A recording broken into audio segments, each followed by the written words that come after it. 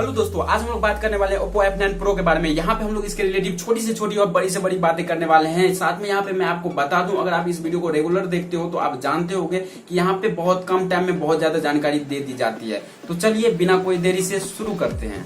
यहाँ पे अगर डिस्प्ले की बात करें तो वो 6.3 इंच का डिस्प्ले दिया गया है। यहीं पे अगर बात करें इसकी क्वालिटी की तो इसमें फुल एचडी डिस्प्ले दिया गया है। यहाँ पे मैं एक बात बता दूं इसके लुक के रिलेटिव, तो यहाँ पे ड्रॉप नॉच जो दिया गया है ये बहुत ही अट्रैक्टिव बना देता है इस मोबाइल को। यहाँ पे अगर इसके प्रोटेक्शन की नजर से देखें तो इसमें बहुत अच्छा गोरिल्ला ग्लास का V6 दिया गया है, जो कि बहुत ही अच्छा होता है। यहीं पे अगर इसके फ्रंट कैमरा की बात करेंगे तो वो 25 मेगापिक्सल का दिया गया है, जो कि बहुत अच्छा है।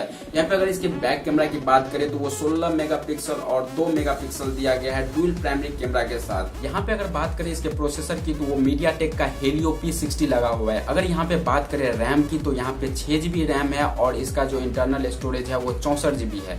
अगर यहीं पे बात करें इसकी प्राइस की तो ये कुल मिला के 23,990 रुपया हो जाता है, अप्रॉक्स 24,000 रुपया।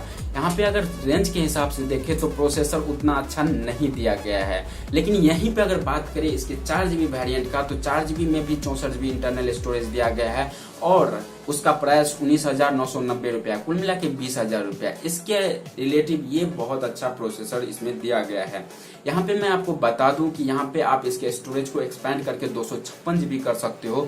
इसीलिए यहाँ पे मैं इंक्लूड किया हूँ इस चीज को, क्योंकि यहाँ पे जो फैसिलिटी दी गई है 2 सिम लगा सकते हो इसमें और साथ में एक मेमोरी भी लगा सकते हो यहाँ पे, इसीलिए मैं एक्सपेंडेबल मेमोरी को भी इसमें इंक्लूड किया हूँ। तो चलिए आगे बढ़ते हैं। यहाँ पे अगर बात करेंगे बैटरी की तो बैटरी कुल मिला के 3500 mAh की लगी हुई है, यानी 3500 mAh की यहाँ पे बैटरी लगी हुई है। यहाँ पे अगर बात की है बैटरी के बारे में तो वो चार्जर के बारे में भी कुछ बातें कर लेते हैं। यहाँ पे कंपनी का कहना कुछ इस तरह से है कि अगर इस चार्जर को टाइम दिया जाए 5 मिनट का तो ये कुल मिला के 11% बैटरी चार्ज कर देगी इस मोबाइल का।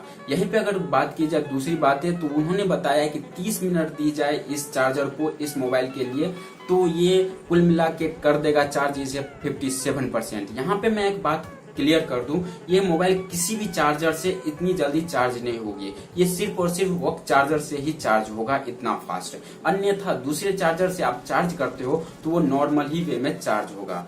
तो यहाँ पे आपको ध्यान रखनी है कि आपके पास वॉक चार्जर होना चाहिए अगर आप इस पोर्शन को देख के इस मोबाइल को लेना चाहते हो तो चलिए बात करते हैं आगे। यहाँ पे अगर बात करें फिंगरप्रिंट की तो फिंगरप्रिंट इसमें बहुत ही अच्छा दिया गया है। साथ में यहाँ पे फेस अनलॉक सिस्टम भी बहुत अच्छा काम करता है। इसके बारे में कुछ अभी राय देना बहुत ही अच्छी बात नहीं होगी। यहाँ पे मैं इंतजार करना चाहता हूँ 2 या 3 दिन का, उसके बाद ही पता चलेगा। इसका यूज जब करने लगेगा सभी आदमी तभी पता चलेगा कि ये किस तरह से काम करता है। फिलहाल अभी तक जो रिजल्ट सामने आई है इसके अनुसार तो यही बताया गया है कि ये बहुत फास्ट काम करता है।